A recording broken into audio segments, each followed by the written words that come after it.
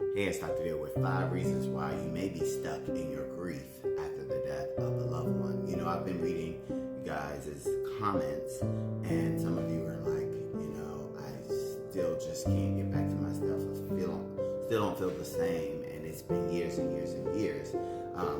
Here's 5 reasons why, and there's so many more. It just depends on your situation. That leads me to number one. It could be the way the person died. Sometimes if they died traumatically or like a terminal illness or something, that could be traumatic for you. So then you're dealing with complicated grief, and you're dealing with trauma. So you're having to process trauma and grief at the same time. And that leads me to number two.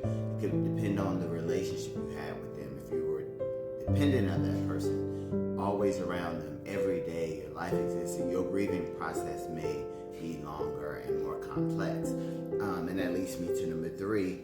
Maybe you didn't grieve when you thought you did. Maybe you did a lot of avoidance versus actually understanding how you felt about the loss and how it just impacted your life. Addressing those things when you're grieving versus just crying here and then going to work and holding it in and then coming back and things like that. And then number four, you may just have a longer grieving process.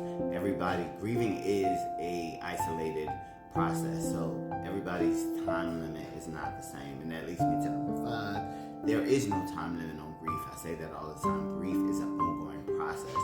The only problem is if it starts to impact your daily functioning, where you're not able to go to work, you're not able to do the things that you need to do to survive, then you may want to seek a therapist to help you understand what is actually happening besides the grief. It could be complex grief again. There's a lot of factors there. But if you're struggling, please seek a therapist to assist you with your grieving process. I'm praying for everybody who's lost anyone.